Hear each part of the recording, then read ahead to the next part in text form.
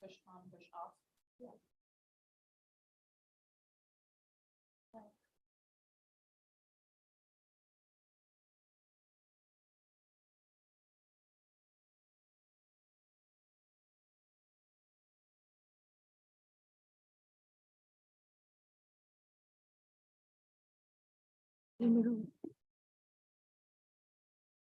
Oh, this will work. Hey, Addie.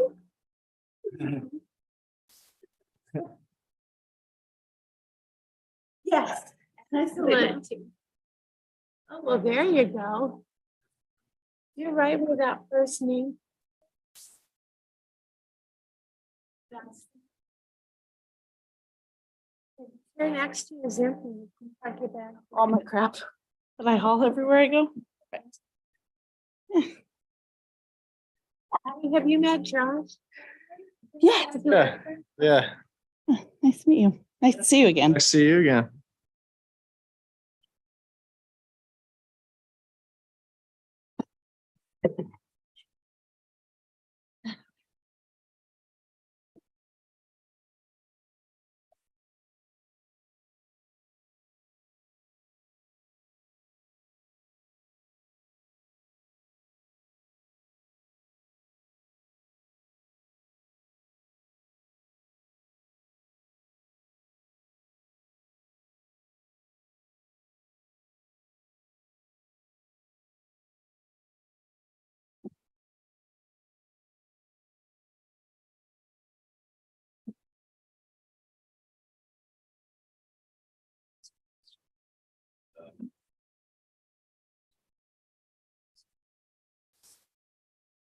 Or which Wi-Fi are you using?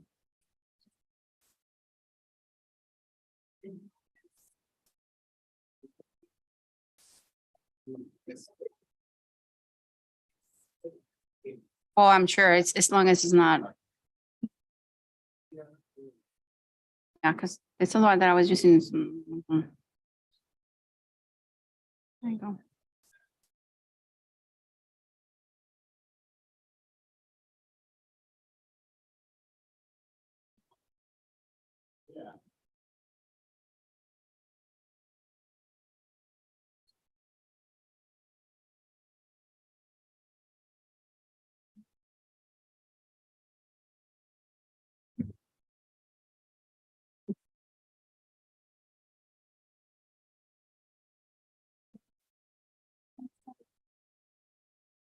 There you go.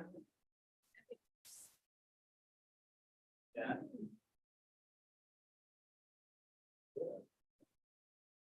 Yeah.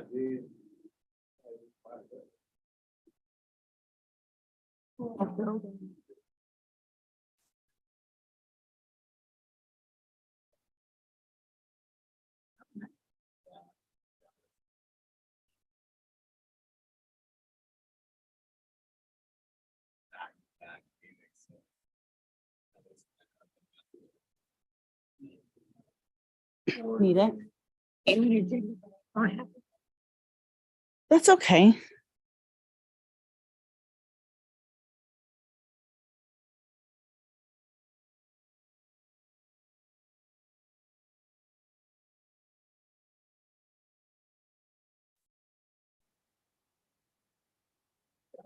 That's great.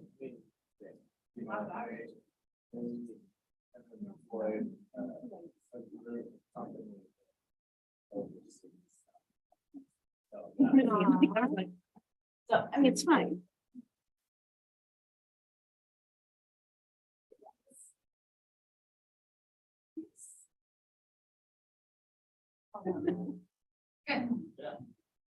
Exactly.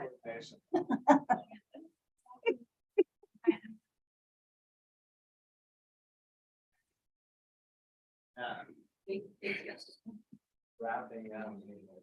It's still a year away. It's still a year away, but. For me, it's-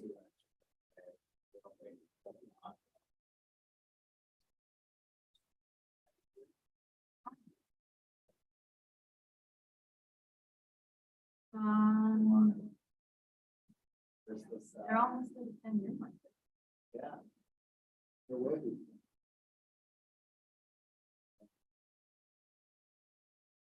Yeah, there was a. with the new equipment technology they have. Sure. Yeah. Yeah, push back. What is this situation coming from? So, the last week, the model. I'm trying to see. But it's coming from.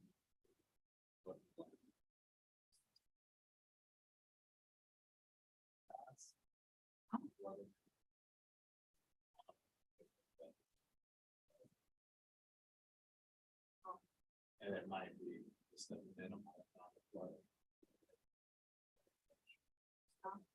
Good. That's gonna be really. Yeah, good. Yeah. Yeah. Yeah. And there was some.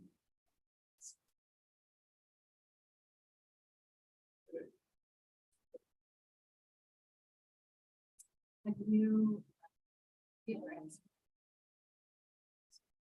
Hi there, Hi, I'm Cody. I'm Addie. Nice to meet you. Nice to meet you. Yeah. Hey, Cody, how's it going again? Owen, how are you? Good, nice to see you again. Nice to see you. Hey, how are you? Yeah. Good. I'm Mark, by the way. I'm Addie.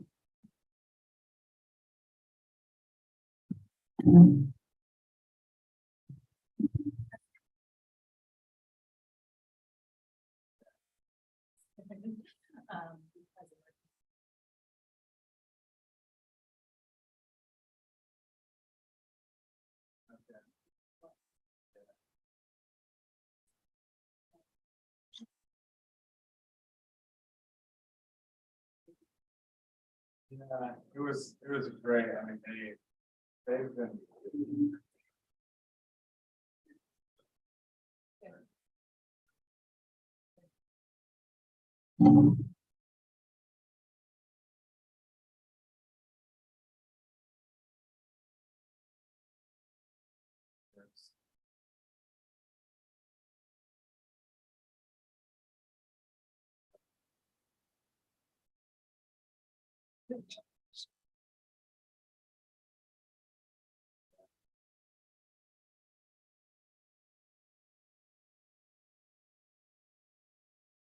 Do you know if these people are showing up?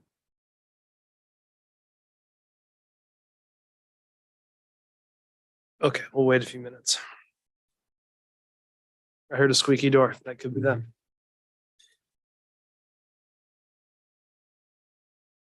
Stairs.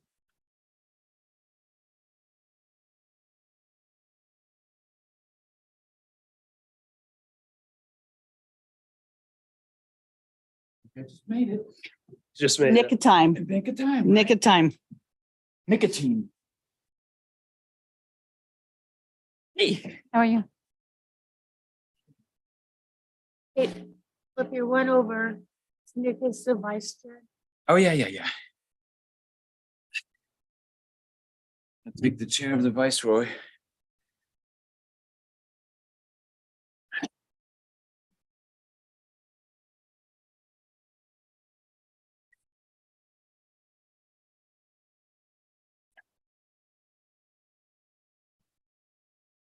Time for bathroom? Yeah, go for it. Nick's got 2 minutes to get here.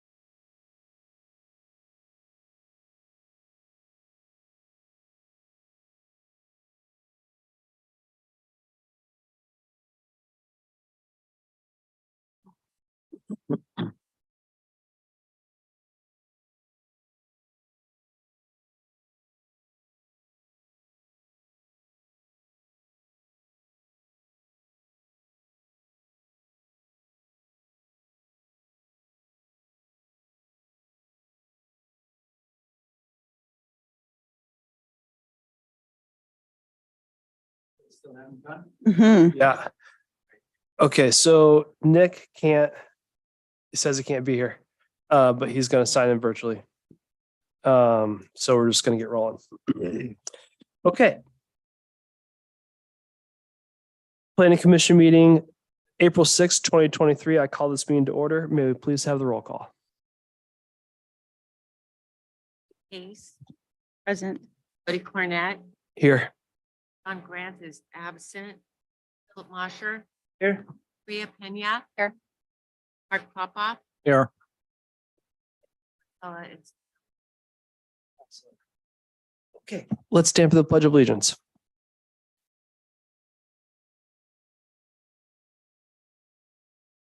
Pledge allegiance to the flag of the United States of America and to the republic for which it stands, one nation, under God, indivisible, with liberty and justice for all. All right. Next, we have the approval of the agenda. If everyone has reviewed the agenda, may I please have a motion to approve it and a second? I move to approve the agenda. May I please have a second? I'll second. Thank you. The agenda has been approved and seconded. All in favor of approving the agenda, say aye, or raise your right hand, say aye. Aye. Aye. Next is the approval of the minutes from the February 16th, 2023 meeting. If everyone has had a chance to review those minutes from that past meeting, may I please have a motion to approve those minutes and a second? Make a motion to approve the minutes. What's that? I make a motion to approve the minutes. Okay. I'll second. That minutes from the February 16th meeting have been approved and seconded. All in favor, raise your right hand, say aye. Aye. Aye. Aye. Okay, next is public comment. During this portion of the meeting, anyone may speak on any subject that does not later appear in the agenda. 5 minutes per person will be allowed. And we don't have any public in the audience and no one on Zoom, so we'll move on from that. Next is the presentation. Andrew Brewer, thank you very much for coming here. I'm just going to let you take over.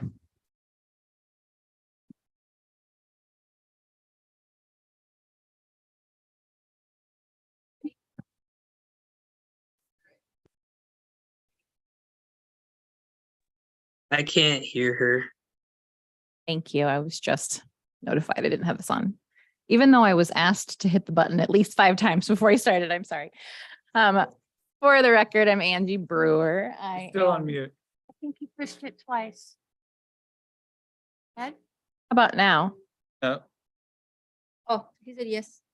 oh, Now? the little icon doesn't change. Well, I think it's because That's my she's- computer, not the mic. Oh, I see. I'm having a rough start here. I'm so sorry. Can you hear her now? Yeah, he can. Awesome. Okay. He's laughing. That's a good sign. Okay. Well, I'm so sorry for that rough start. I'm Angie Brewer for the record. I am your DLCD, which is the Department of Land Conservation and Development. I'm your regional rep for Central Oregon. I cover an 8-county region from top to bottom of Central Oregon. So Wasco and all of its lovely cities are within my region. Before I came to DLCD, I was Wasco County's planning director for about 7 years. And prior to that, spent almost 9 at the Gorge Commission. So I'm very familiar with the Gorge and the things happening in the Gorge and land use issues and some of the more confusing scenic area related land use issues that occur in this part of the Gorge. And I'm happy and grateful to be your resource from the state now. In between my time with Wasco County and DLCD, I spent a few months with Deschutes County, and it's very interesting to see how different teams operate with similar but different scale pressures on their resources and environments. And I work a lot with the city of Bend, who are dealing with, again, similar issues at a different scale. And so it's been very interesting. So I have been doing land use for what feels like a very long time, and I enjoy it very, very much. But one of the things I enjoy is that it is impossible to know all the answers and it's impossible to memorize all of these things. And so I apologize in advance. What I'm going to share with you tonight is a very wordy presentation that has been used by many DLCD staff over the years that I tried to make look pretty because it was decades of copy and paste and it was killing me, but it's very text heavy and it'll be something that I'll read through, but I want you to feel comfortable interrupting me and asking questions and making sure you've got it. We had discussed doing a 101 and a primer, but I've watched a couple of your meetings recordings and it seems like you guys have a pretty good handle. And so if it seems like I'm going into too much detail, feel free to stop me or, wave me through the slideshow. I'm also cognizant of your attorney, Jonathan Kara, has put together a very good memo explaining some of the basics that I think is a tool you can rely on moving forward in the future. He shared that he hopes to use that as future onboarding and part of your bylaws. Is it referenced in the bylaws or be attached? No, but a great tool moving forward for consistency for you guys and also just to have clarity when you need it for some of those things. There's also a really good handbook that's available on DLCD's website. And we had briefly emailed earlier today about whether or not you guys have seen it, but there is a planning commissioner's handbook that DLCD's put together that I can bring up on my screen later if you want to see it. But it covers a lot of what I'm going to share tonight in a kind of a glossy, easy to read deep dive. And I used to use it regularly with my planning commission at Wasco County.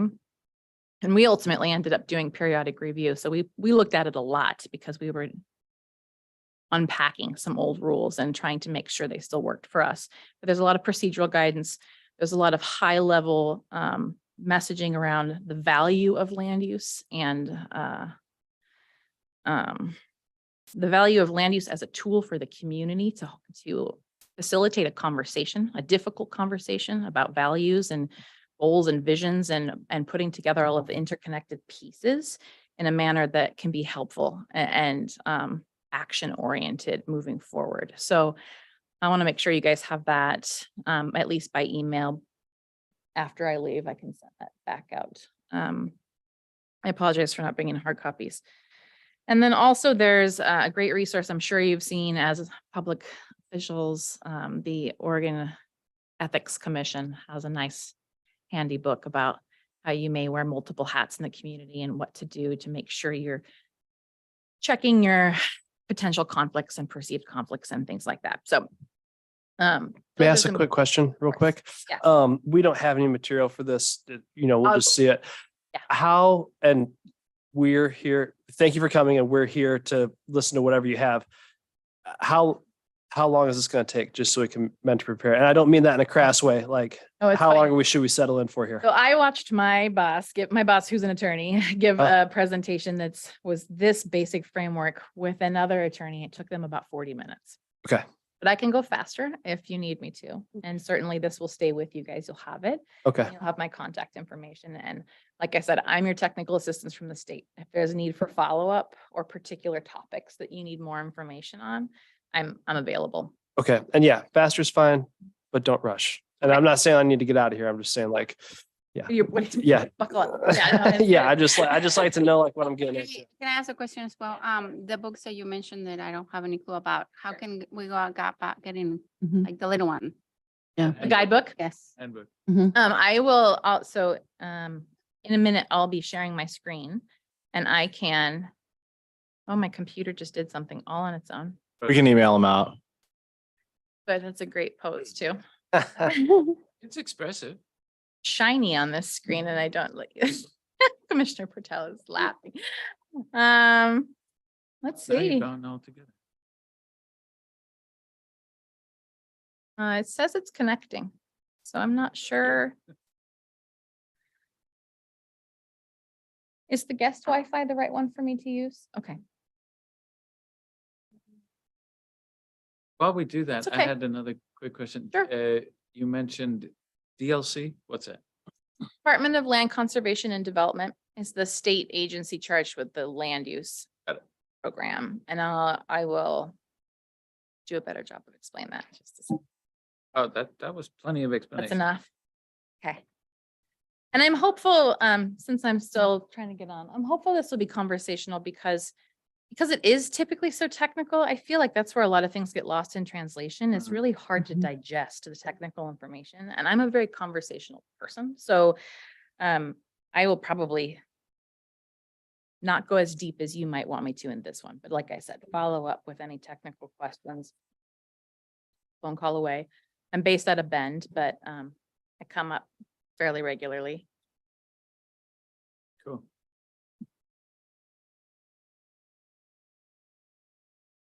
Yeah.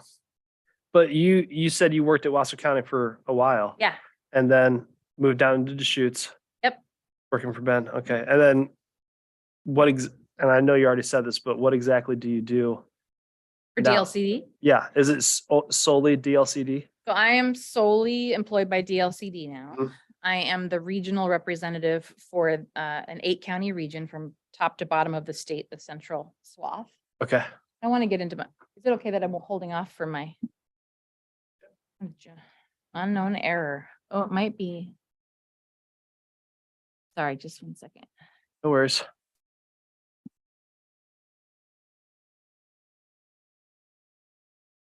Is it you that heard me say computers don't like me on my way in today? I wonder why.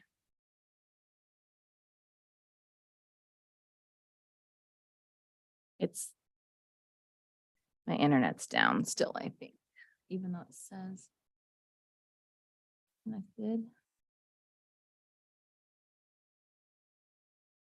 Let me just refresh.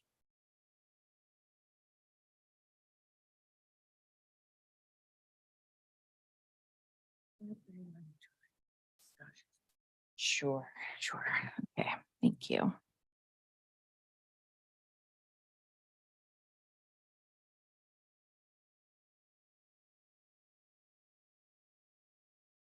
And here we'll see if the state equipment will take your thumb drive. That's the other. Thank you. Uh-oh. Oh.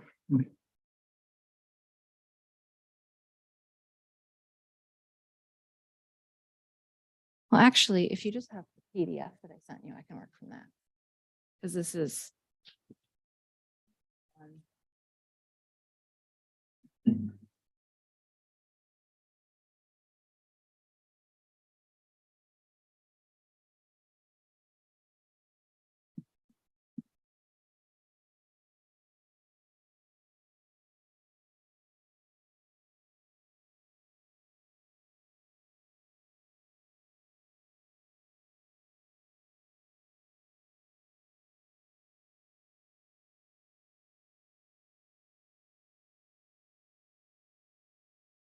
I hear my IT person in my head screaming at me a little bit right now. Not supposed to put thumb drives in.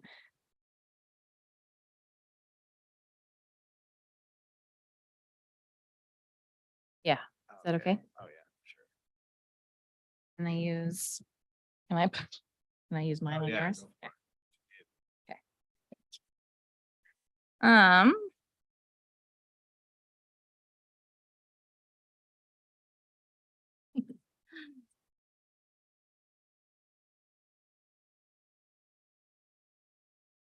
Never mind. Okay, we will do this differently. I apologize. Get into Zoom here. Do you have a link handy on this machine? Can I just?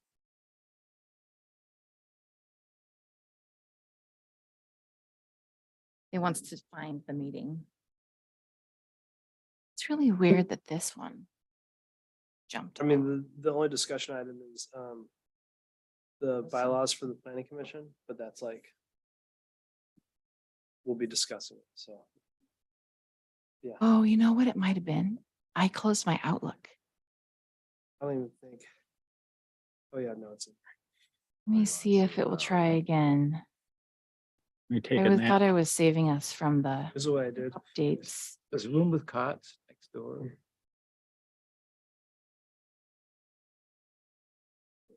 Oh my goodness. I just,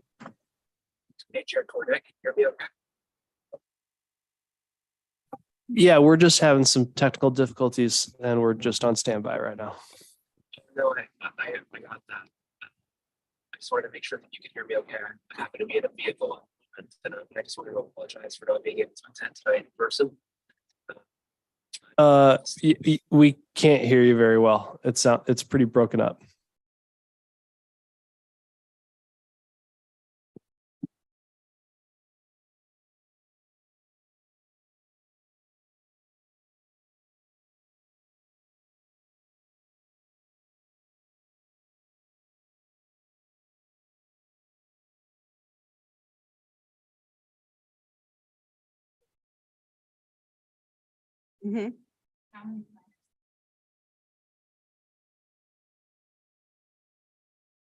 it's just, Oh, no.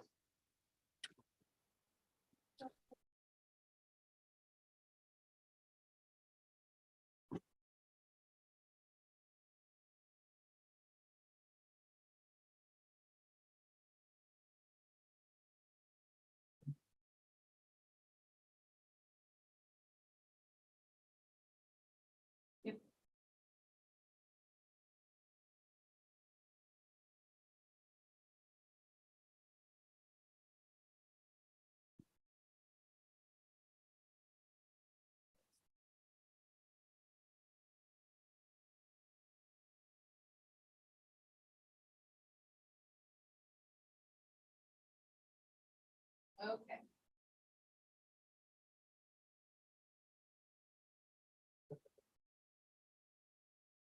You weren't fixed the dream. That's right. Right. I think you have to turn on the mic now where you're sitting. How about now? Yeah. Thank you.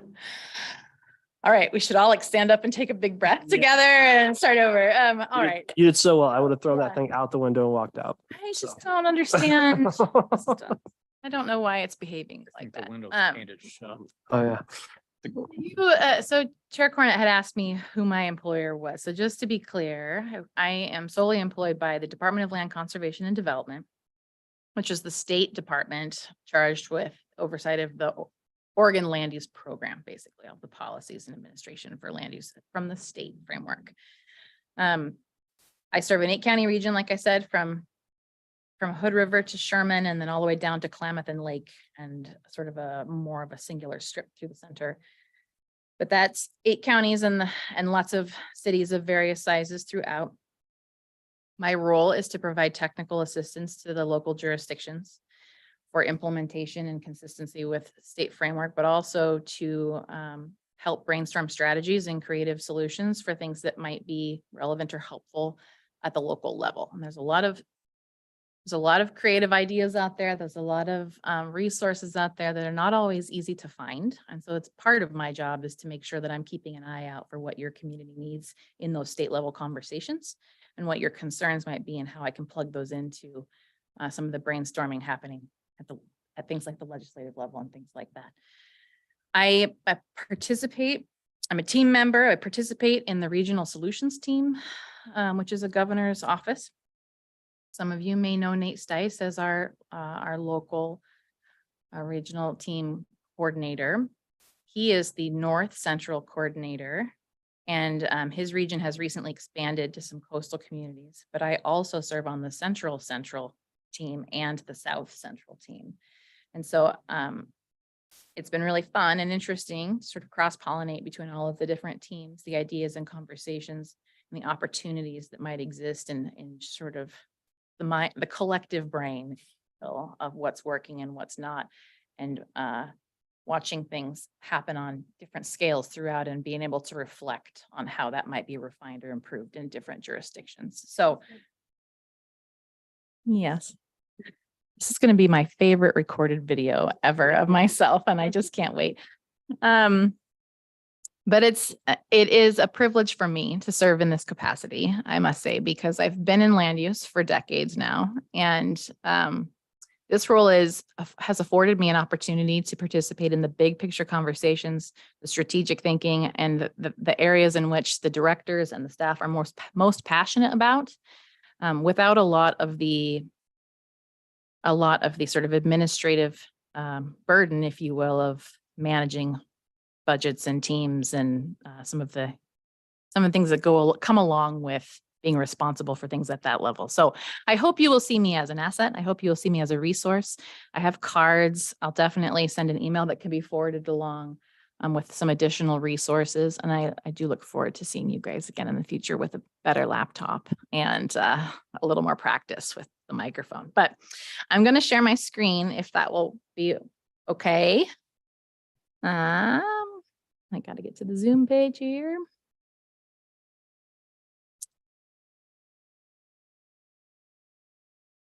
And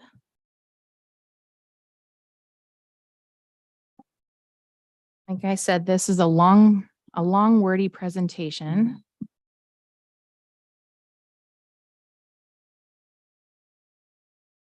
There we go. That's used throughout the state. So stop or start me wherever it's helpful. And I think I've been told I have lots of time a few times. So but like I said, if I've used a lot of it already with my technical difficulties, it's okay to stop me.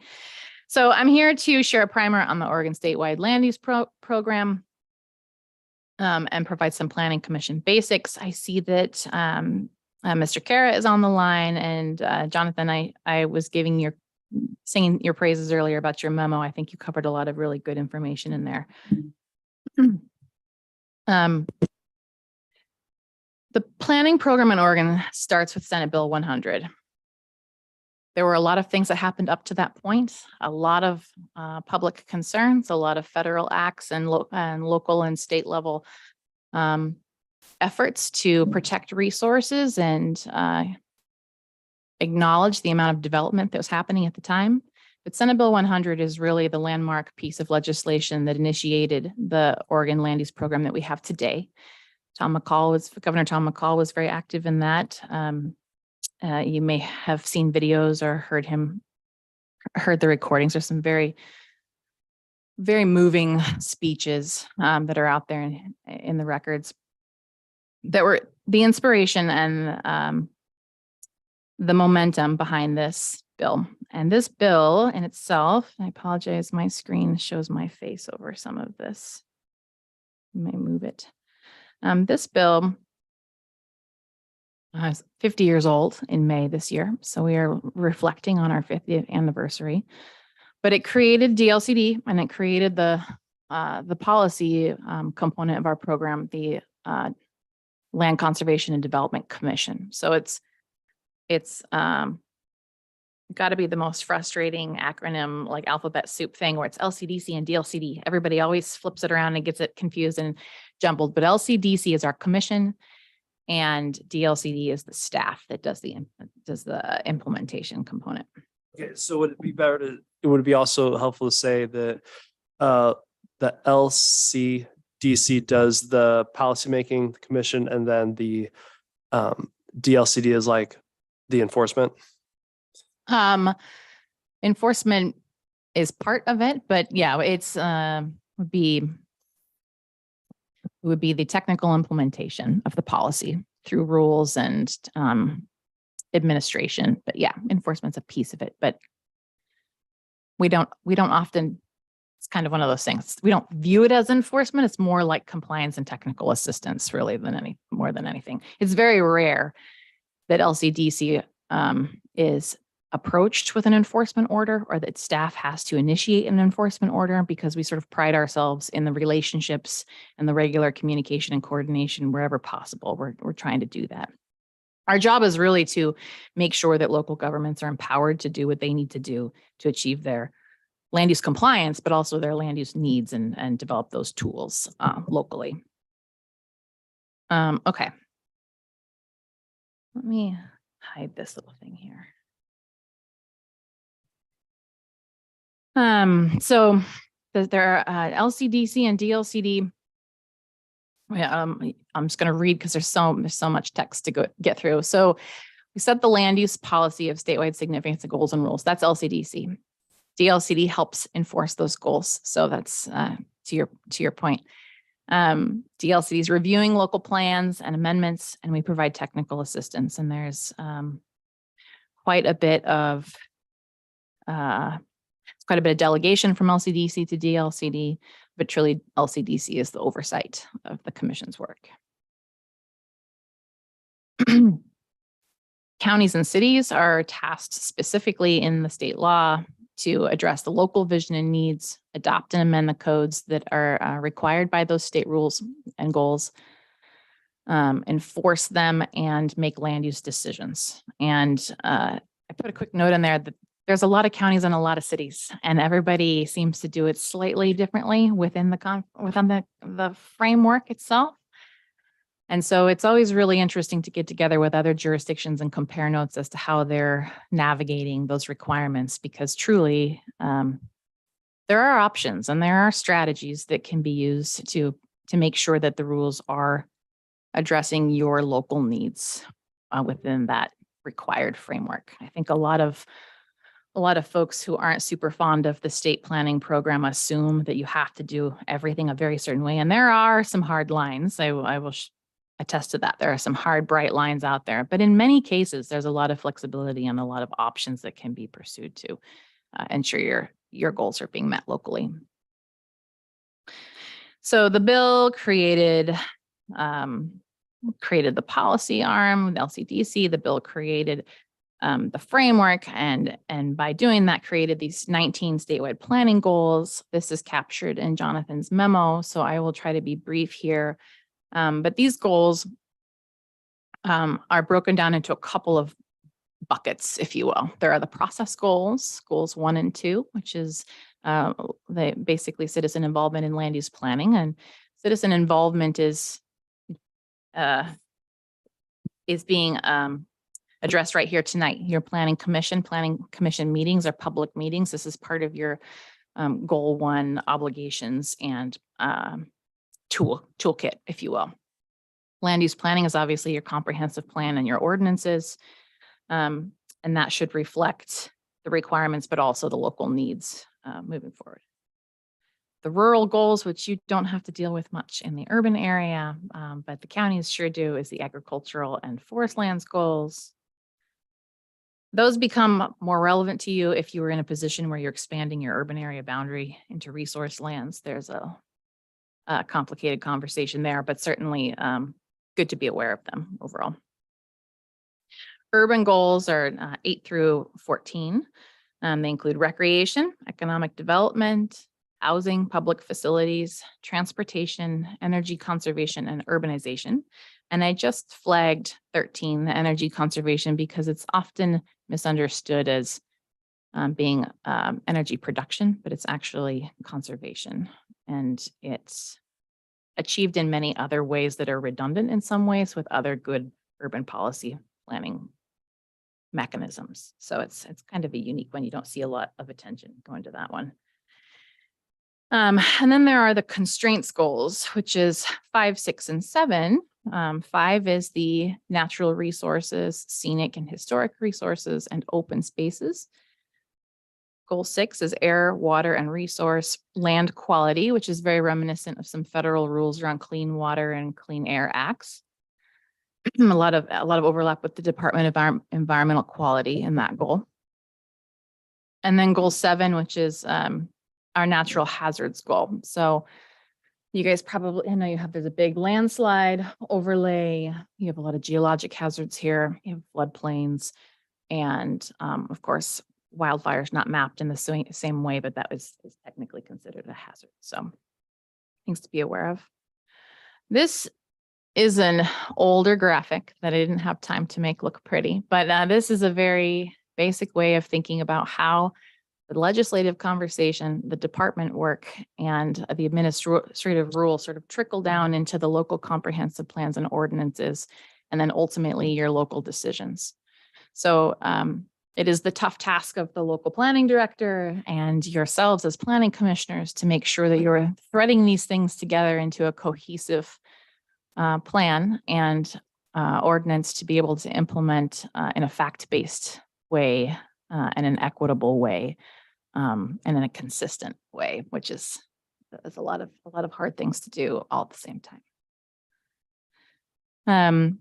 This is just a basic overview that I'm sure you already know, but typically this is what it looks like for the decision-making tree, if you will. So I almost wish the arrows went the other way, because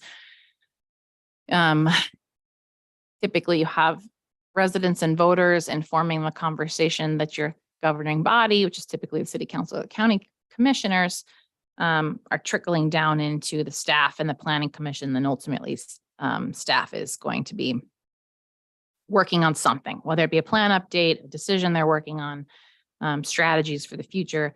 But if you flip it and it goes the other way, you can kind of see how this, if an application like a hearing, like a quasi judicial hearing or a legislative proposal came to you, it'd be coming from staff, going to the planning commission, going to the board. And then ultimately you may have some vocal residents or parties interested in sharing their feedback with you, which would be great. Planning commission responsibilities. I may have nodded to this earlier, but basically there's a lot to it, as you can see from my little pictures up there. There's a lot to it. You're reflecting community values. You are making recommendations to your city council and your partners who may value your feedback in their decision-making process. You have a role in visioning and long-range planning. You have a role in educating and doing outreach to your community. And you have a role in making on the ground, like sort of boots on the ground land use decisions that come with very real risks and concerns and impact people's livelihoods. And that's a lot of stress and a lot of pressure to carry. But I like to think of it as a really fun role, because look at all the fun stuff you get to do, right? Like that's a pretty broad basket of responsibilities and opportunities to participate and facilitate in your community, sort of the highest and best use of your valued resources and lands. And I always like to thank planning staff and commissioners of thank you for taking the time of making your places and spaces of your community, maintaining them and making them special for the people that are there, because it's truly a unique opportunity and a lot of responsibility to carry on your shoulders moving forward. But it's fun too. It can be fun, I think. Responsibilities and relationships. So you have a relationship with elected officials. It's important to understand your responsibilities and your authority, what you can do and what you can't do.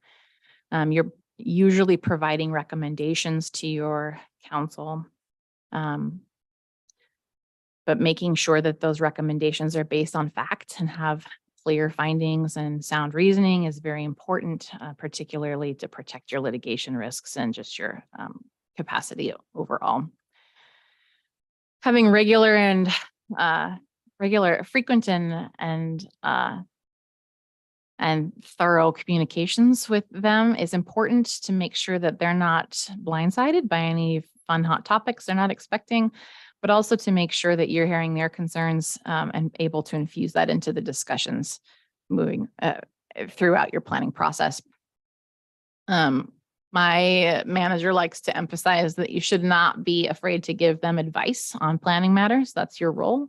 You don't necessarily need to be asked to provide that advice. If you have questions or concerns, or you want to raise something, that's what you're there for. You're appointed into that role to be plugged into that conversation and highlight things that are significant. Your relationship with staff is obviously unique. You're not supervisory. It's supposed to be that you work as a team. It's okay to disagree with each other. Make sure that you're being respectful, obviously, and respecting the fact that staff often has competing priorities of, the day-to-day in the office is often very busy and stressful around individual permits and customer service obligations and people calling with urgent concerns. And then they're also trying to manage the sort of long lens of what does my planning commission need for 15 days from now? And, how can I make sure that that packet's complete? And there's just a lot going in any given time. And most planning departments are understaffed just generally all the time. It's sort of unfortunately a chronic problem, it seems, in most planning offices, but making sure respectful of that. And also sometimes staff includes a government attorney. And I know Mr. Kara is very involved with the department, and that's fantastic. That's a great resource. Your relationship with the public. You just saw on the previous slide that, you're a conduit for information. You should kind of have your ear to the ground, or be listening for the concerns and facilitating conversations, but also be sure that you are following the rules. And if you are having those conversations, you're disclosing them in the appropriate ways based on the kinds of hearings you're having. Making sure that you're staying on topic and following the open meeting law requirements is particularly helpful in your procedural obligations. Making sure you are being fair in how you approach things and try to remain neutral at all times, and sort of weigh the merits of the proposal for compliance with your program's rules and regulations uniquely for each application.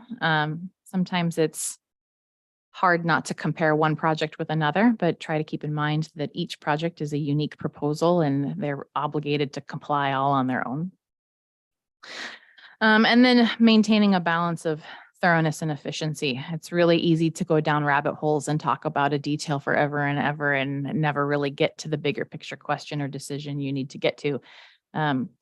And that can just be a tough balance. And sometimes those details are important, and sometimes, you're sort of missing the forest for the trees. So making sure that you are able to keep that in mind as you enter into some of these conversations. Responding to stressful situations. This piece of the presentation is a little bit of I feel like it bounces around a little bit, but this has been added to this presentation because it seems as though public hearings are becoming increasingly contentious everywhere. And there's a lot of fear-based reactions happening from many folks who, at no fault of their own, are a bit overwhelmed with the content and a bit lost in the technicality and the technical detail of what's before them, typically on short notice, and trying to understand how that will impact them in real life on the ground can be very stressful for a lot of participants. And so we've added these slides because there, in many jurisdictions, there's now law enforcement participating to make sure that that doesn't get out of hand. And it's really important to keep yourself in a state of mind where you're able to stay calm and stay neutral and help that person feel heard and try to address it. But also, don't be intimidated in your decision-making process. It's important to listen. It's important to be respectful, but don't be intimidated. Don't sort of sink to their level, if you will, and be sort of sucked into that angry tension.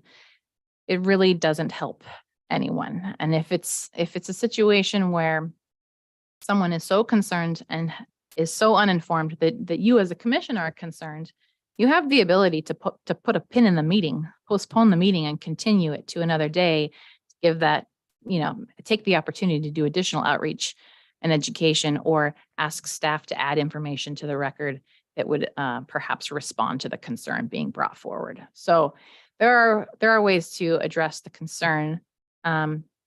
Other ways to do it, you could just adjourn the meeting and depending on whether or not it's a quasi judicial hearing or a legislative hearing, you may or may not have to pick it back up, right? If you decide it's not the right time, a legislative matter, you don't have to pick it back up anytime soon or at all if you don't want to, unless it's obligated by state law. Some jurisdictions will shift to a Zoom call instead because that is now required as an option for public participation. Some will require the concerned participant to participate in writing instead. And that's certainly a viable option because it allows them to communicate their concerns on the record. And should that decision be appealed, it would be part of the information considered by other bodies. So question, so let's say we're having this contentious meeting, and if it's a public hearing, quasi judicial, and we have to say, we're going to postpone the public hearing to a later time and date, Continuance, yep. like how it says in the script thing. Mhm. And then I guess we just talk to you for when that next, during the meeting before adjournment, just talk to you and say, when would this next time be? And we just determine that then. Okay, that's what happens. Yeah, Okay. to continue it, you have to continue it to a date and time certain. Okay. And yeah. so it would be something that you could, and some jurisdictions will take a brief break to coordinate with staff and then come back from the break and say, this is the time and date certain. So you don't have to fiddle, on camera like I was earlier today. But Sure. yeah. So like Um, literally a recess, the same thing they do. Yeah, in you can court. take a break, like Okay. same as a bathroom break kind of thing. Okay. And then as far as if it's a legislative hearing, which I can't even imagine a situation where we would adjourn in the middle of a legislative hearing, because typically they've been brought up by you lately they've been brought up by you, but under our direction, unless we're doing like code cleanup. Either way, we could just let's say it's just getting wild and Yeah. I could just say, this is over. And then maybe the plan director and I can go back and say, do we want to approach this again? So you, Off the record. Not off the record, but Josh and I would talk off the record and say, let's bring this back to the. so I for the don't planning know, commission. I'm looking to see if Jonathan is still on the line. It may be something you would want direction from your counsel to just confirm your procedural preferences, right? Okay. Legal procedural preferences, but certainly you have the authority to say, I don't think we're ready to make a decision today. We'd like to continue it, or I'm trying to think of the right language. You could certainly take a vote on, we need 6 more months on this timeline. We're going to postpone the outcome for an additional 6 months while we work through this, and we'll reevaluate at that time.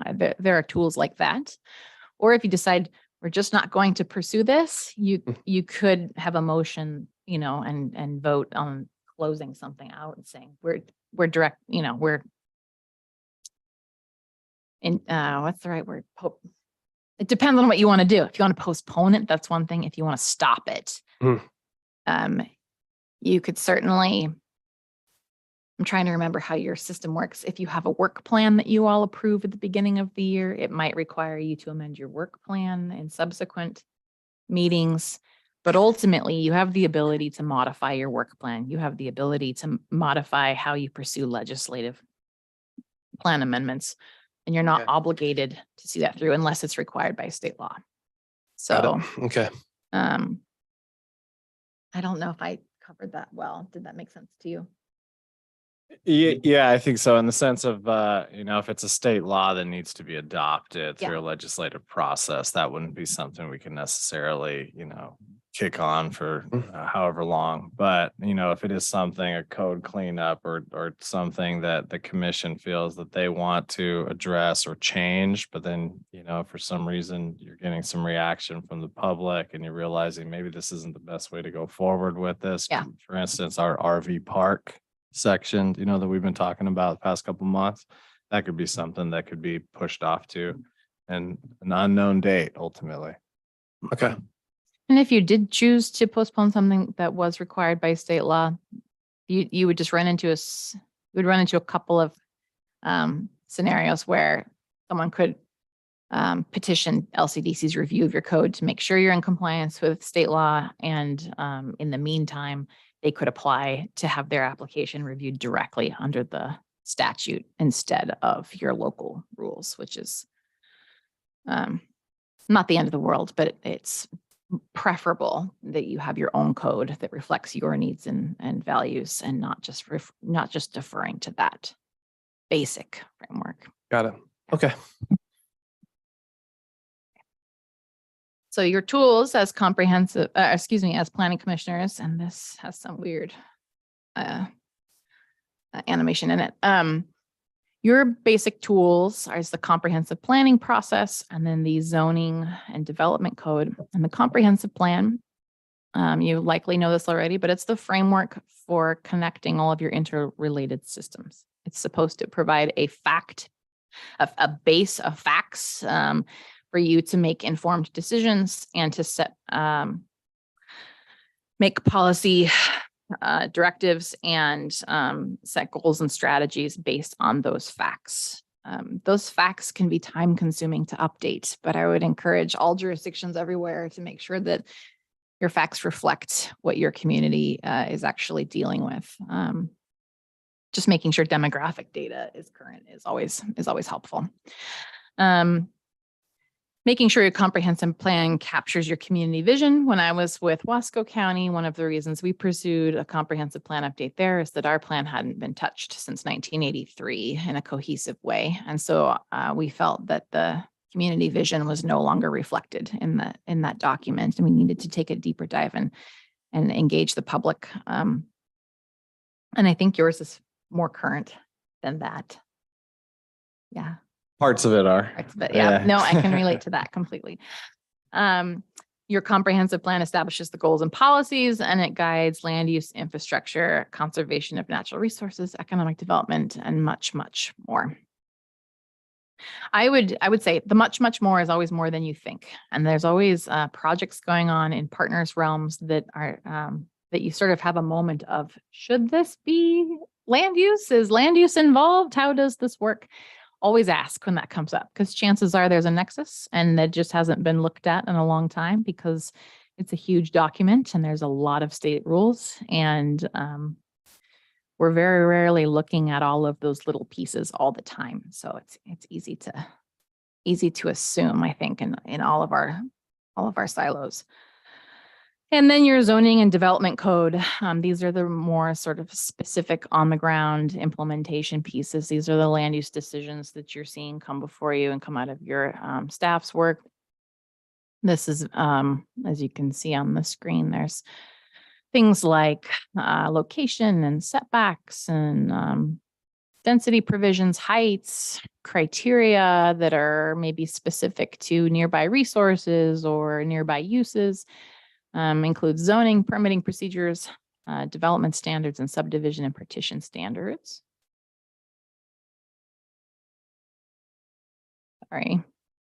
There's a couple of types of decisions. There's legislative land use decisions and then quasi-judicial land use decisions. Legislative decisions are typically applicable to a larger geographic area with multiple owners. It's typically something like a rezone or an overlay with a resource that needs to be addressed more broadly. It includes the adoption and amendment of policies and ordinances. So typically it requires a post-acknowledgement plan amendment process and notification to the state to make sure that we're acknowledging your code. It's adopted by the elected officials. So your role with legislative decisions is a recommendation, typically a recommendation to the city council. The beautiful thing about legislative land use decisions is that the procedural requirements are much more open-ended. It's, you have a lot more flexibility, particularly with timelines. The findings need to be less specific. Typically legislative requests come from internal staff direction and recommendations to Planning Commission to take it up and address it specifically. And there are no specific notice requirements other than what we refer to as the Measure 56 notice, which is a state required notice to affected landowners who could hypothetically have a reduction in their property values or the uses afforded to them under the current zoning and standards applicable to them. And then there's quasi judicial, which I know you guys are familiar with because I think that was one of your last ones, was the quasi judicial meeting or hearing, excuse me. But those are typically applicable to one or a very few number of ownerships, impacted properties. Usually it's an individual development. And your role is that you are the decision maker typically in those instances.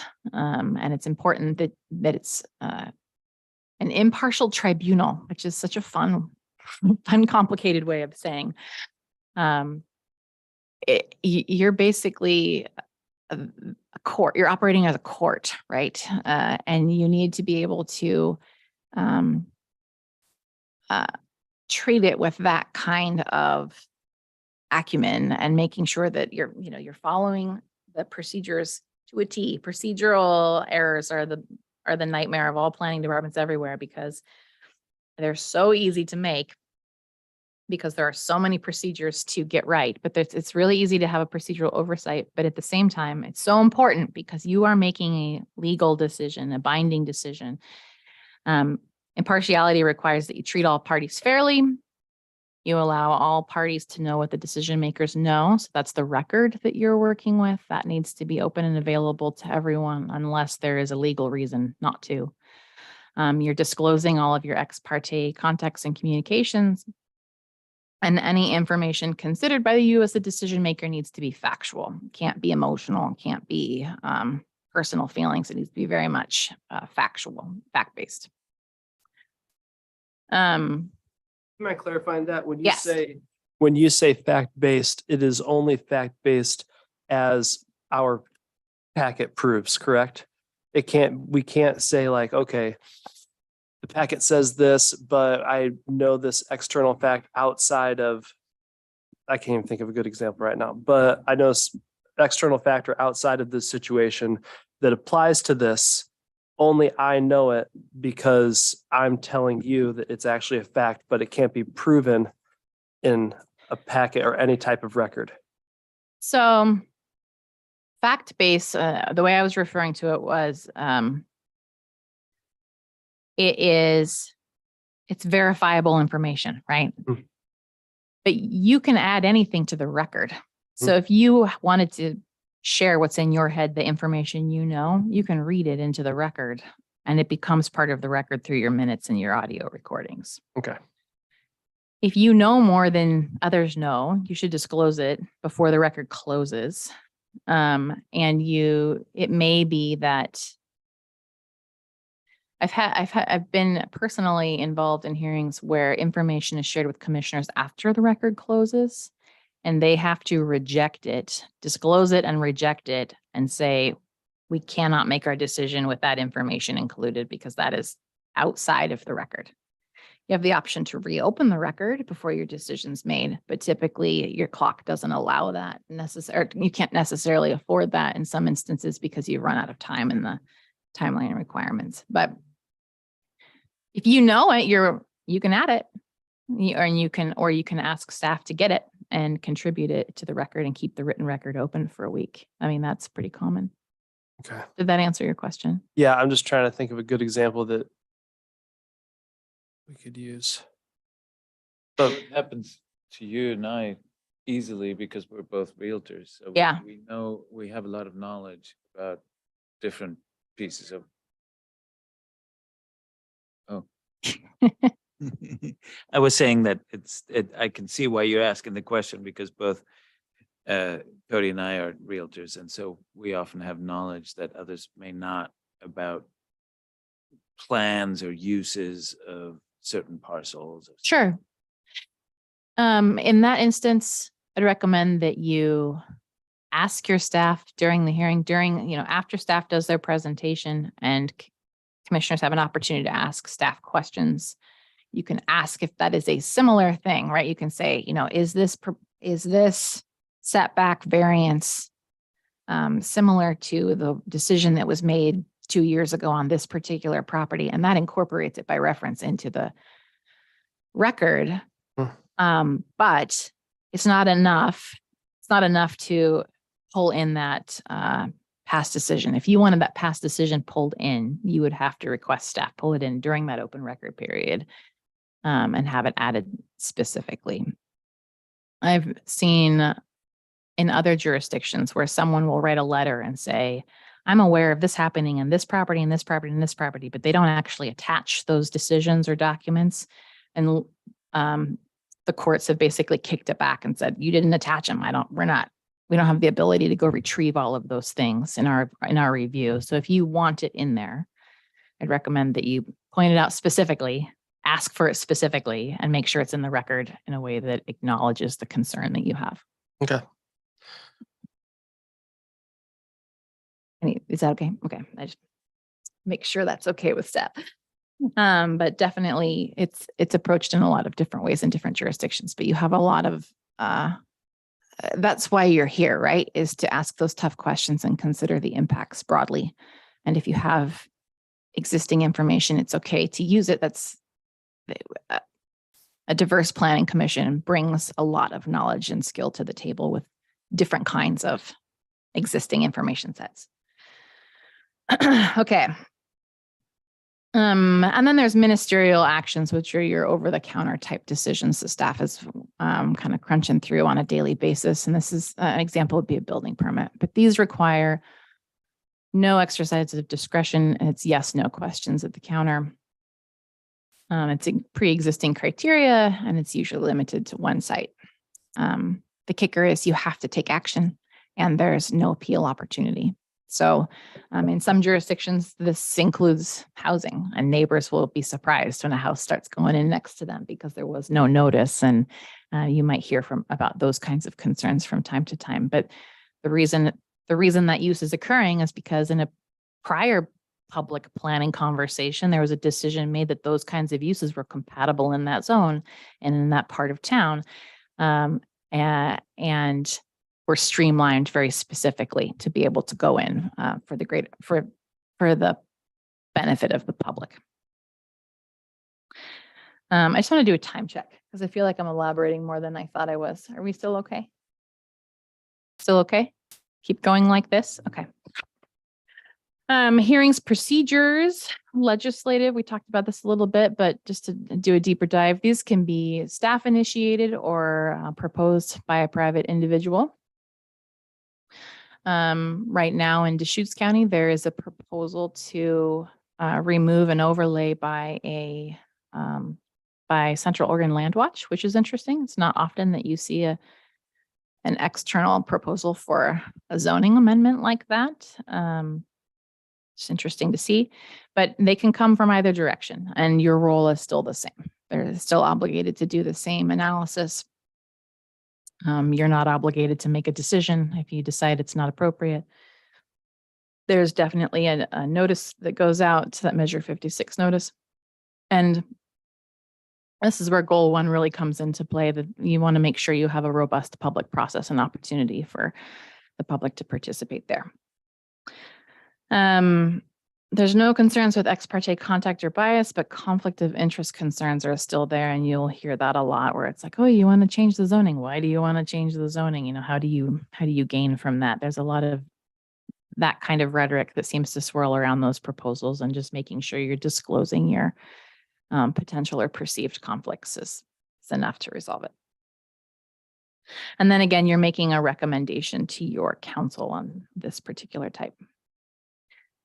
Quasi-judicial, there's some very specific text here that I know you guys know, but basically there's a pre-application conversation that happens. There's an application that follows.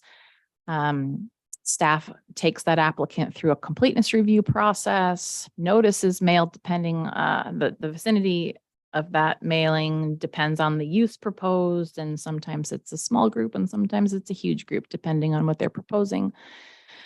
And then typically you'll have a list of recognized organizations that have specifically requested to be notified of those kinds of uses, or you're required to by state coordination requirements.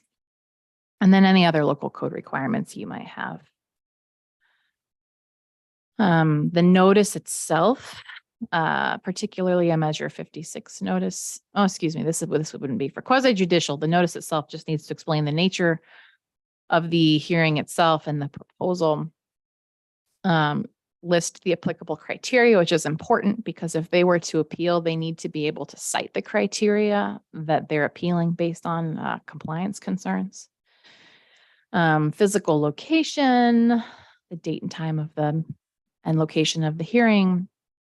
For quasi judicial, there's a term called raise it or waive it, in that your record is your record closes and the decision's based on that record. And if no one has raised a concern during that open record period, and then they raise it later, LUBA will waive it. They'll say that wasn't on your record. That wasn't the information used in the decision-making process. It's not relevant.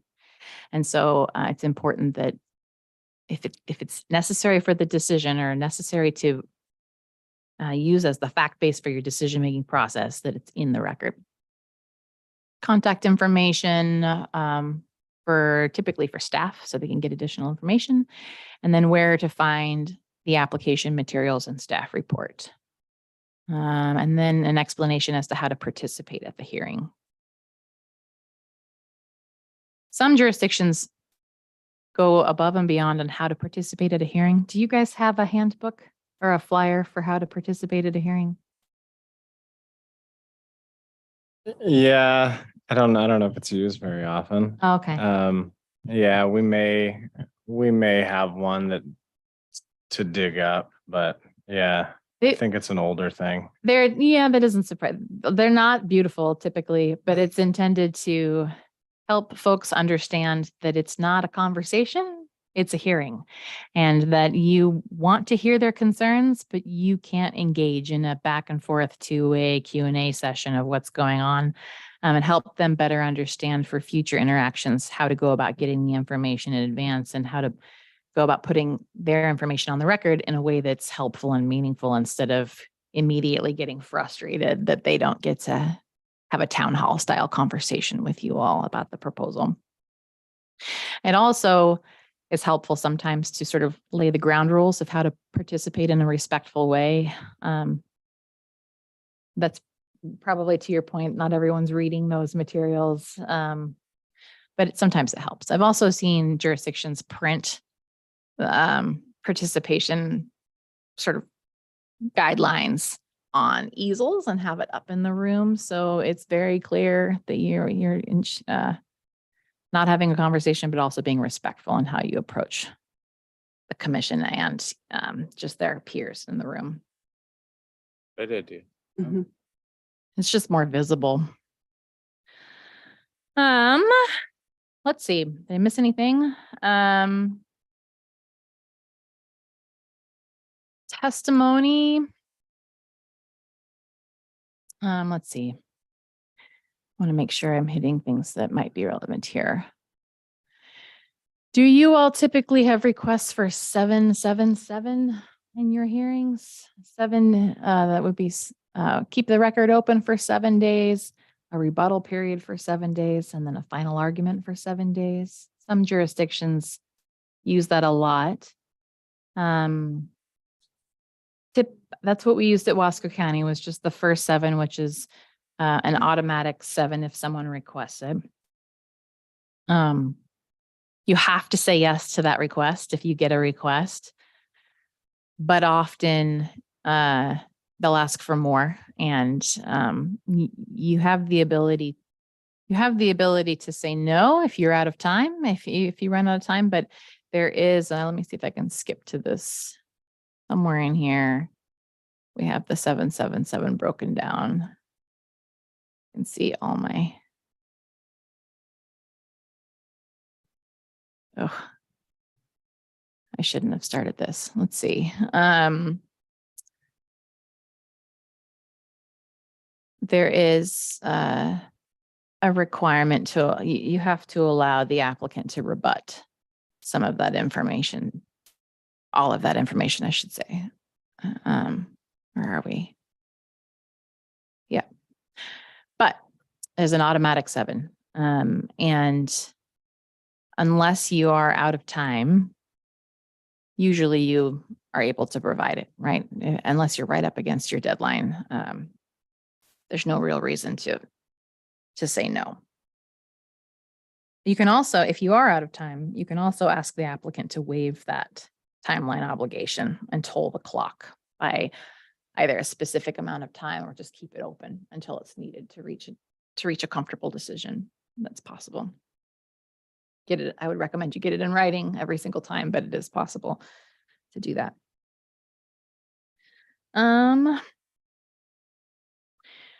We always encourage for land use hearings at the planning commission level or the board level or the city council level, excuse me, to use a script in case, just to ensure you don't have any procedural oversights.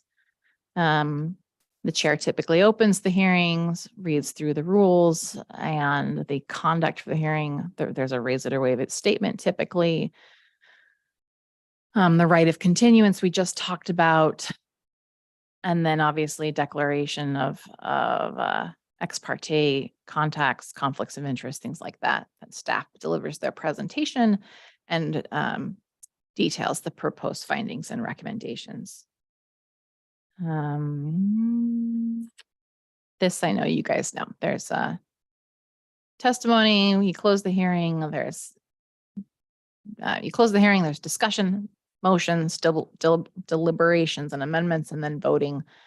And then after the hearing, you can have your staff amend any findings that you decided to amend in the process of your deliberations and bring it back for your signature. Do I need to get into the 120-day rule? Are you familiar with the 120-day rule? You're not familiar?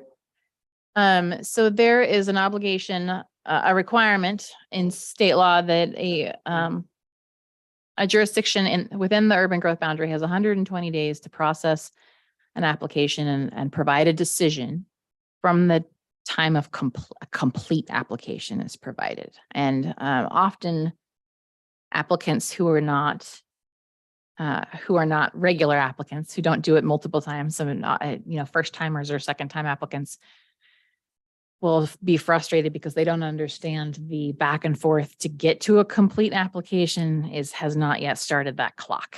And so it's a requirement that the consequence of not meeting your timeline is that the applicant can technically file a writ of mandamus and force a decision to be issued through the local circuit court. The risks of that is that you can be charged with their attorney's fees to go through that process. And having experienced that process, that can be a little bit of an overwhelming thought to process of where is that money going to come from if I'm obligated to deal with that. The other risk is circuit court does not know much about land use and they don't know much about I shouldn't say that. I'm sure they know a lot, but they do not know your code like you guys do. And they're going to be making a decision with significantly more discretion, not having as much of your specific local concerns and needs in mind. So there's some risk in them issuing a decision that you dislike, and you're obligated for those attorney fees if they ask for them, and you're stuck with it. I mean, you can appeal it, it can go further, but that is the risk of not meeting that 120 days. Outside the cities, it's 150 days. And like I said before, you can request that they toll the timeline. And if they're not amenable to that, oftentimes the reason for the delay is there's not enough information to get to a yes answer. And so it's not always that difficult to get more time if you're communicating to them, we need more time because we need more information from you to verify compliance with these rules and requirements. And if you force us to make a decision in this timeline, it will be a denial. Would you like to have more time on the record on the timeline so that we can actually work through this together in a coordinated way. And typically they're going to say, yes, I'll toll it by 30 days, or yes, I'll add, 6 months, or whatever you need. That is an option, as long as you're proactive about it and don't get stuck. Findings include statements of relevant facts, and findings are the paragraphs of staff report that follow each rule that project is subject to comply with. So it should be relevant facts, a specific analysis as to how that proposal is consistent with the rule, using those facts, how that demonstrates compliance with the specific applicable rule, and then a conclusion statement of some kind saying, based on this fact, we find that this project is consistent with this rule because of X, and we are therefore we conclude it's consistent. The purposes of the findings are that it's sort of documenting your careful consideration and sort of showing your work, if you will, so that if it's challenged further down the line, the courts can appreciate where your head was at when you were making this decision and determine whether or not that was a reasonable approach or reasonable conclusion. You're establishing the evidence that you relied upon and explaining how you arrived at those conclusions with that evidence. Some tips to have complete findings is that you are identifying all of the applicable criteria. It's really easy to get busy and start summarizing code and say, in one finding, say this provision X or A through X applies, and then make one big lump finding that's supposed to address all 26 criteria. Technically, if that went to court, they would probably say, where's your 26 facts? Where is this? Like, how do we address that? So it's important that you're identifying all of the applicable criteria and doing it in a way that's defensible. I love a good summary finding, but it is definitely something to make sure you've got all of the pieces embedded in there somewhere, and you can cull them out if you need to defend it. Let's see. Where there's inconsistent evidence, make sure to call out that there's conflicting information, and explain how you arrived at the conclusion that you arrived at. If you've got information that supports your project and information that is in conflict with your project, and you pick and choose which pieces of fact you want to include in the report and make your decision, it comes with incredible risk that someone says, hey, on the record, there was also this conflicting information and you ignored it. You did not make a fact-based decision. You need to actually show your work and explain why that wasn't relevant or wasn't considered in part of your decision-making process. And then the nexus of things, you need to articulate the link of the impact to the conditions being imposed. Conditions of approval are a wonderful tool, but they need to be used the right way. They can't just be because it's an opportunity to pack in a bunch of fun stuff. It very much needs to be connected to the proposal and the outcomes from that proposal to make sure that it's legally defensible and not an unreasonable request that you're putting on the applicant. And then importantly, put everything in as clear and understandable language as you possibly can, because I can promise you in 10 years from now, when there are different faces around the table and you're all looking at the code and trying to understand what the heck it was that you meant by this weird term, you will wish it was super clear and easy to navigate.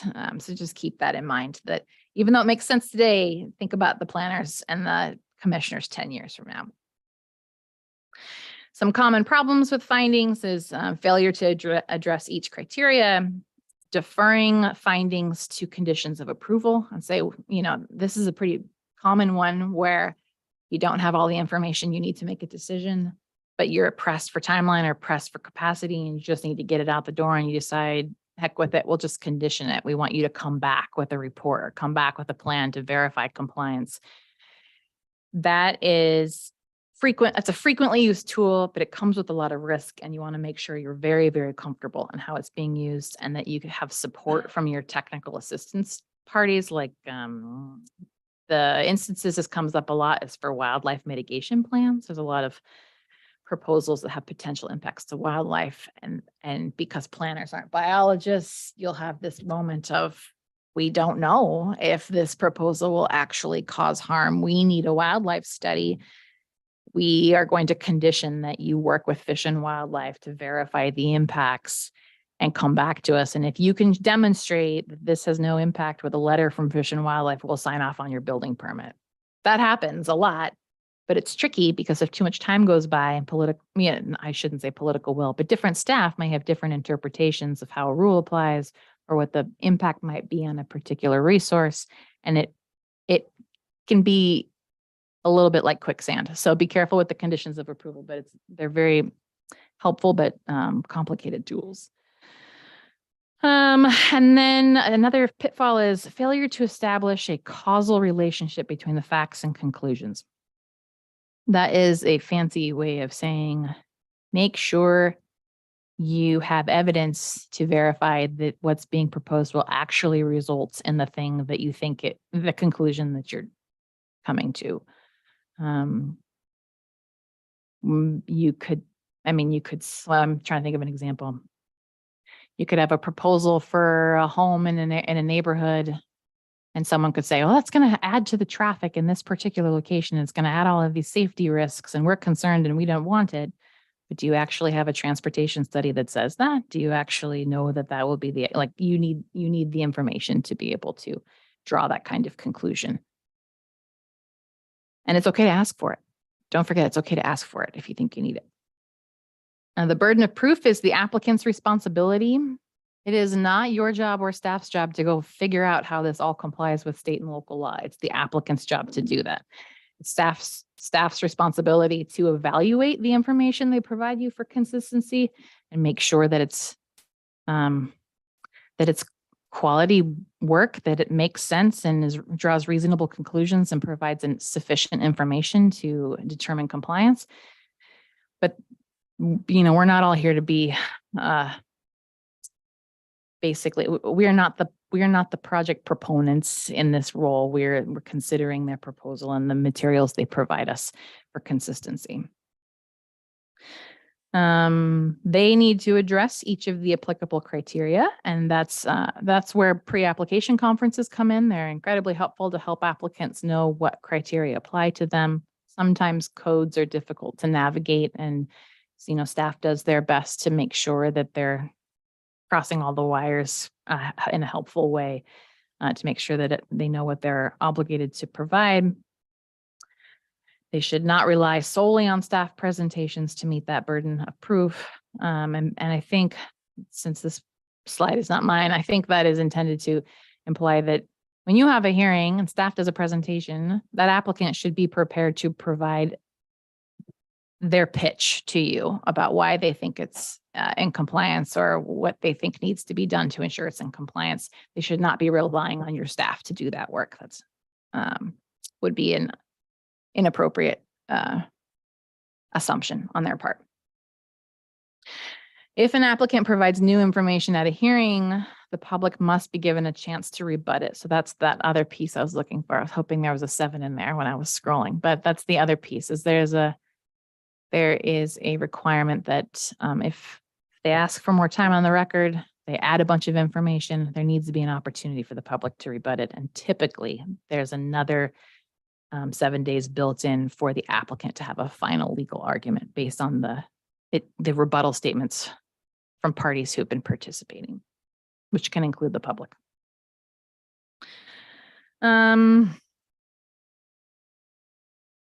Says city or counties cannot use matters not part of the approval criteria to make a judgment on the application. So if it's not part of the record, it's not applicable criteria. If it's not relevant, but for some reason makes its way into the conversation, just know they probably wouldn't survive an appeal if you made a denial based or an approval based on something that was not relevant. Let's see. This is redundant to some of our earlier information here. Here's the 777. So the one scenario there is the 7 days to submit additional information and comments, 7 days for rebuttal, which is open to everyone, and then 7 days for the applicant to address those issues and provide their final legal arguments. that can take a big chunk out of your 120 days in a hurry. So just making sure you're prepared to sort of build in, up to 30 days into that timeline if you need it. Sorry, the 7 days, okay, so the circumstance happens, we keep the record open for another 7 days. This additional written information and comments are submitted. Yeah. Are we gonna have another hearing, another meeting in Yes. the 7 days of rebuttal, for rebuttal? So, When does our next hearing So happen? you would need to have deliberations at Yeah. some point and ultimately arrive at a decision. Yeah. And so, most jurisdictions I work with that actually use the 777 use a hearings officer for quasi judicial hearings. And so it's a little different because then the information goes to the hearings officer and, that person issues a decision without an additional meeting, issues a recommendation or a decision without an additional meeting, because technically they're not deliberating beyond their decision, right? Their decision is their deliberation and conclusion, and the record's closed. So they're making a decision based on that. And that's a good question about whether or not you need to host another meeting. I will confirm. Okay. I feel like in a planning commission setting, you would want another meeting to have deliberations and reach a decision and be able to amend the findings if you need to with staff. Yeah. But this scenario is not used a whole heck of a lot with planning commission. So I'd have to look. Josh, do you know? Well, in the past, I know with an appeal we had about 2 years ago now, there was additional information provided, and then we had a meeting, 7 days later, and then 7 days again, I believe is how it was. And when that information came in, then staff prepared a memo and provided a memo. Yeah. At that time, it was the council. So of that, Oh, at that time, that was Yeah. city council. yeah, Okay, I got don't it. know if that on a planning matter. Yeah. So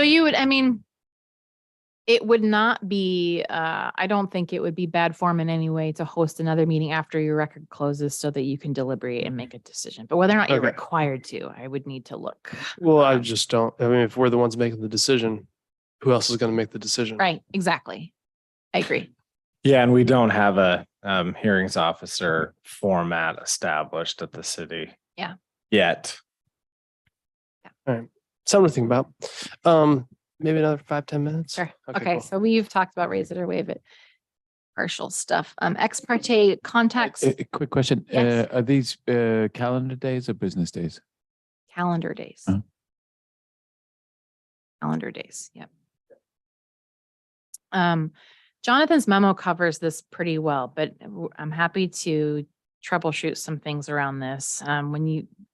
Ex parte contacts and conflicts of interest, do you have any desire for me to do a deep dive on this topic? You guys run into this a lot?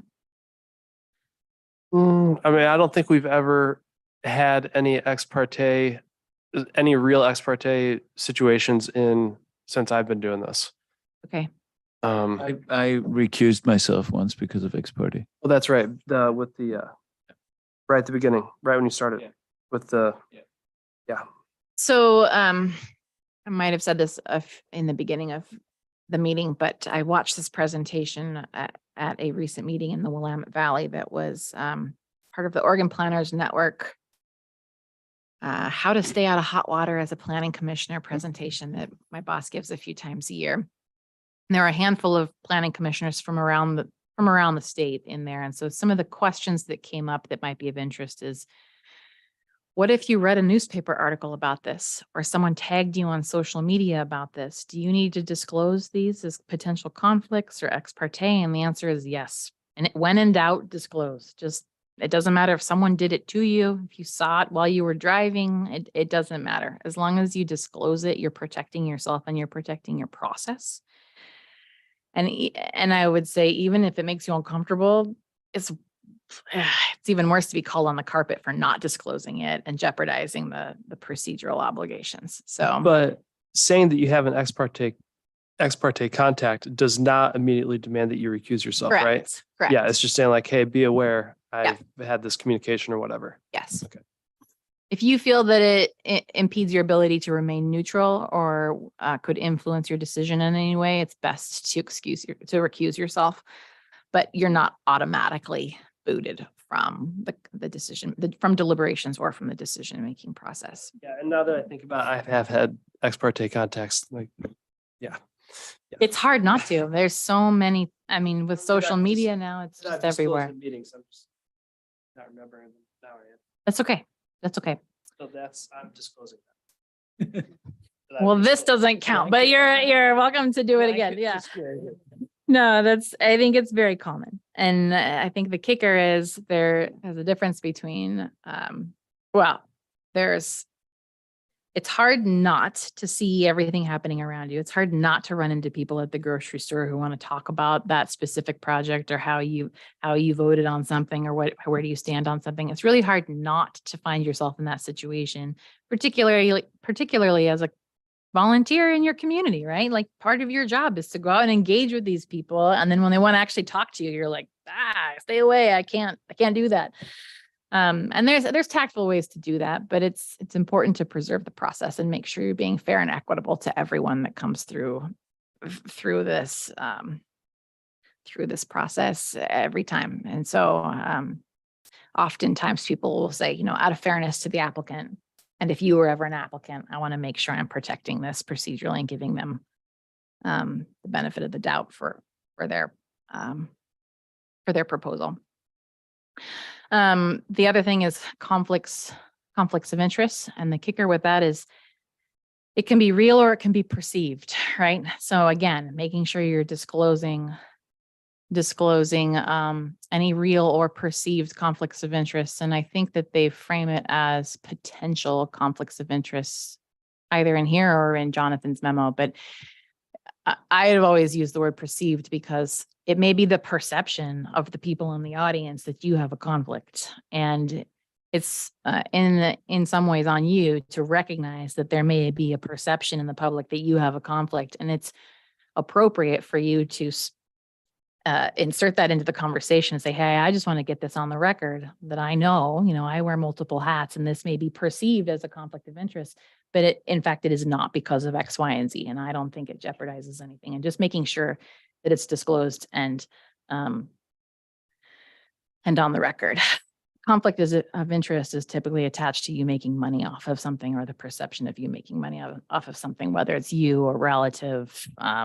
The definitions up here, so I don't botch it. You, a relative, member of your household, or any business that you're involved with, or your relatives or members of your household are associated with. And I've had friends who are not in land use kind of get wrapped up into this because they wore multiple hats, and and she was sharing that in hindsight she never ever thought about it in that way and never thought it could be perceived as a conflict of interest, but from there forward, she was very, very conscious of like, what is everything I do in my, like, I've got children, I've got a business, I've got, like all these different things that might come into play in this decision-making process that someone could assume I'm benefiting from. It protects you and it protects your process to disclose it. But you can participate. It doesn't kick you out. It just makes it clear. This is some of that. If you have an actual conflict of interest, step out. And I can give you more on that by email. Personal biases. Just making sure, again, you're disclosing your personal biases and how you think that might impact or not impact your decision-making ability. If there's enough of you around the table to have a quorum and vote without you, it's prudent to step out. But if there's not enough of you, not a quorum to actually reach a decision, you can still vote as long as you disclose it. You can also postpone until you have a quorum, or continue, I should say, until you have a quorum. So that is my very text-heavy, very rambly presentation. I appreciate you being patient with me. You're my first real presentation in a long time, and I was handed a lot of slides to read. So thank you for your patience. And And I'll be sure to share the planning commissioner guidebook, the ethics guidebook. There's also a document that I can't recall if I had in my email with you called Putting the People in Planning, which is a public process guidebook DLCD pushed out a couple of years ago. And there's some really good, albeit older information on our website. There's some really good history of Oregon land use compilations of just the key dates of significant events in history and links to recordings of Tom McCall speeches. And you can look at Senate Bill 100 and we have a few places where you can provide feedback on what you think is working and what's not working in our current system as we reflect in our 50th year of how this is going. I think there's a lot to celebrate, but I think there's a lot of room for improvement. And I think everyone at DLCD would say the same thing. So it's important that we hear from you guys and, you know, make sure we're keeping these kinds of, keeping these lines of communication open, I should say. So how's that? Anything else I missed? I knew it would be a little bit of a circular conversation. Can I just to clarify, that little book that I asked? Yes. You let us know, or you, okay. Yeah, of course. And I'll show you, since I have my screen up, I'll show you what it looks like. Oh, I don't have my screen up. I'm on Josh's computer. Never mind. But I will send it to you, definitely. Yeah, you're welcome. Yeah, thank you so much. That was good. It's good to just see it all in one concise little package. So thanks for your time for that. Yeah. And if there's, like I said before, if there's any specific topic you'd like more information on, or if you wanted a presentation from our housing team or our urban specialists to come in and share more specific information about specific rules or specific obligations, I can facilitate that. Okay. Anytime. Yeah. And we'll be emailed these slides, correct? You have them, but yes, I will. They're in the packet, I think. Maybe. No? They're not in the packet, but we can provide them. They will be in the minutes next meeting. So Perfect. Yeah, that's great. however you want them.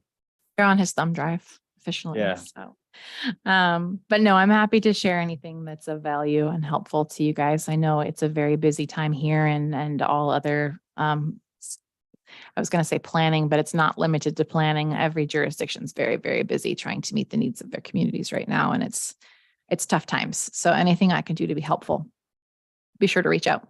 Oh. Yeah. All Thank right. you. Thank you. Yeah, enjoy the evening.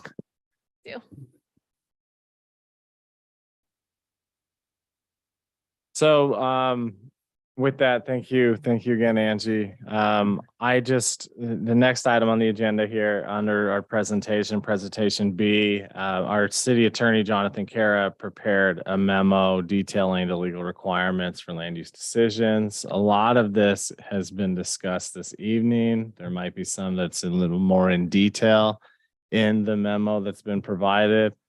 Since we just had a presentation, I won't go into the memo, but everybody is encouraged. You know, if you have any questions after looking through the memo, please reach out to myself, reach out to City Attorney Jonathan Kara, and we'll get those questions answered for you. No problem. And then, yeah, after that, the next item would be jumping into our discussion item. And the discussion item is regarding bylaw amendments. So similar to many other public boards and commissions, the planning commission is governed by a set of bylaws, which provide the rules and procedures for the commission, meetings and activities. These bylaws, which are much, similar to the comprehensive plan or the Dallas Municipal Code. It's a living document, so they can be amended when it's needed. And as a result of the COVID-19 pandemic, I know overall format of public meetings and actions by a body have changed slightly. And these current bylaws that we have do not reflect that. So some of these things that I'm talking about, addressing virtual meetings and attendance at a virtual meeting, things like that should be included in the bylaws. Staff felt that they should be included in the bylaws. So started taking a look at that, and then we really just did kind of an overhaul look at our bylaws. We really kept the main format of that, of what we currently have, but we basically gave it a new fresh look, added some other things, and wanted to touch on a couple of those. I think the major things that we added in or changes that were made, some of these would include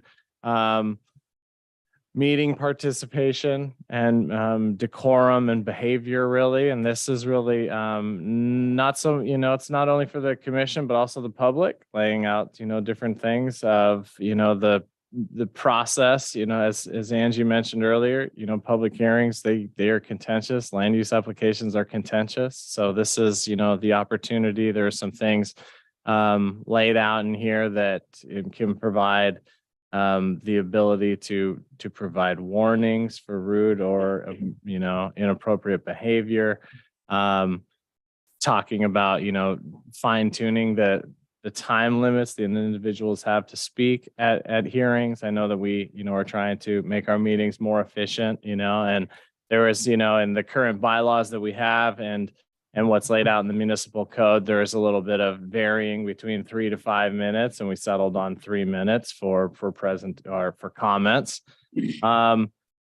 And then, touching on virtual participation, I know we would prefer to have everybody here in person when you can. I think it makes for, a great conversation, but when you can't make it, we understand that. And we just wanted to lay out in these amendments, certain things that need to be, touched on if you are going to be attending virtually.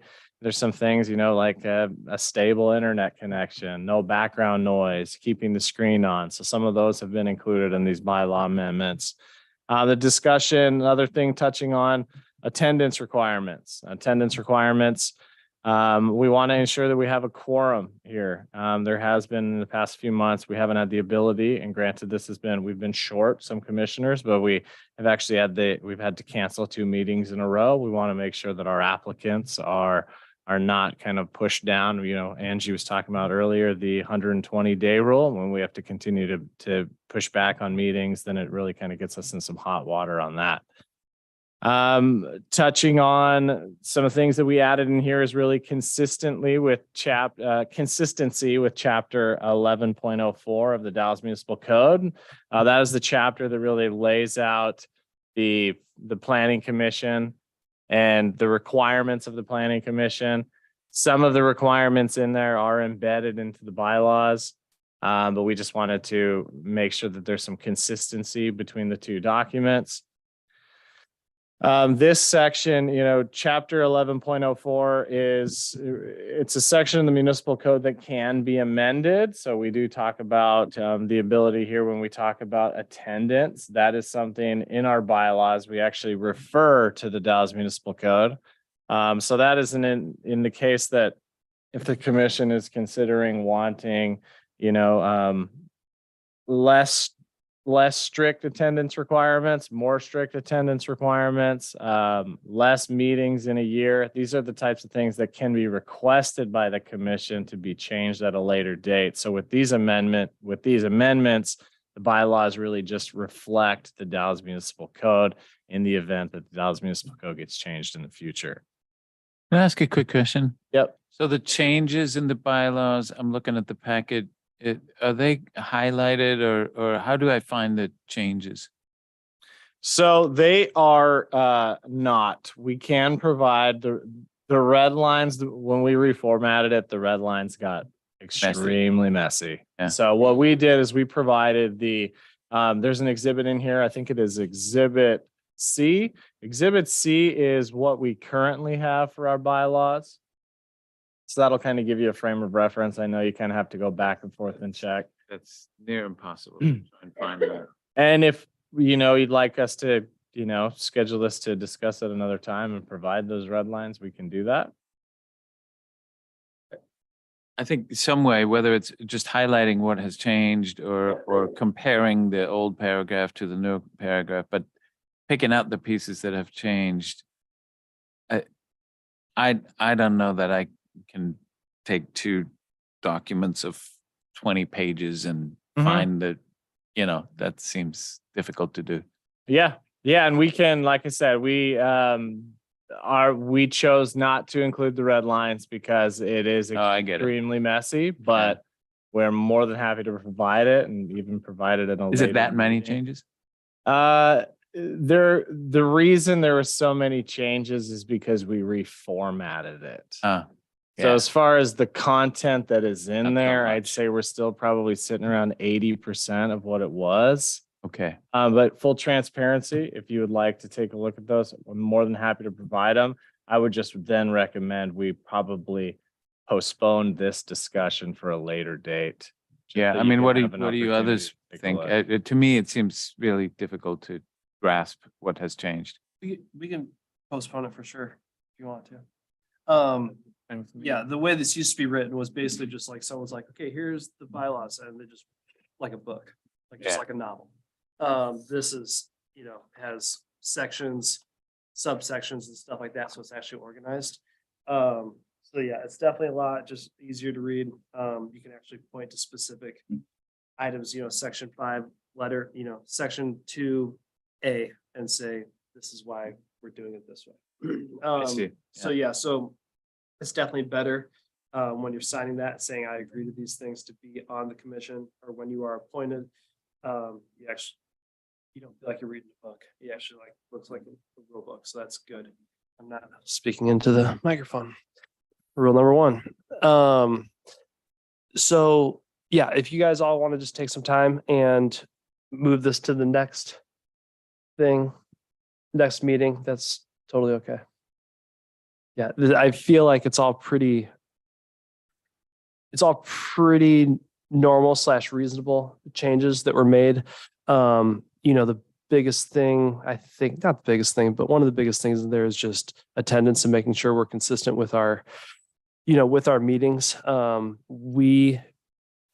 I say we, I mostly mean the city and the plan department can run into a serious issue if we don't have a quorum because we don't have the proper attendance and things get pushed past that 120-day mark. That is a failure. That's a failure. And that is a failure that lies only on us.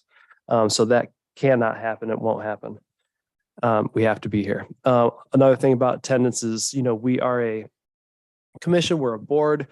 There is a little bit of a groupthink element here, and we are a collective consciousness for the time being. So the more that we are here together going through all these things is serving we are better serving the purpose of what this commission's for. So it's really important.